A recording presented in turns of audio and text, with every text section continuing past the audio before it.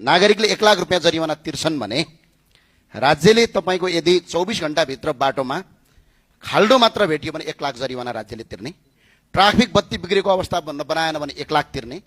Traffic प्रहरीले रुखो व्यवहार गरेमा 50,000 तिर्ने, राति सडकमा बत्ती बिग्रिएमा 50,000 तिर्ने, ट्रायल पास भएको 7 दिनभित्र लाइसेन्स आएन भने 50,000 तिर्ने र तपाईको यदि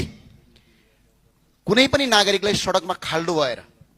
सडकको अवस्था बिग्रिएर सवारी दुर्घटना भयो भने सम्बन्धित निकाय र ठेकेदार कम्पनीलाई ज्यान मान्ने उद्योगमा मुद्दा चलाउने कानुन ल्याउनका लागि कानुन मन्त्रीज्यूलाई म संसदमा अपिल गर्न चाहन्छु। किनभने यो अब बनाउनै पर्छ हामीले, होइन भनेपछि तपाईको राज्य र कानुन भनेको त सिर्फ जनताका लागि होइन नि त, जनतालाई दण्ड दिनका लागि कानुन ल्याउने होइन नि त। कानुन भनेको जनता र सरकार मिलेर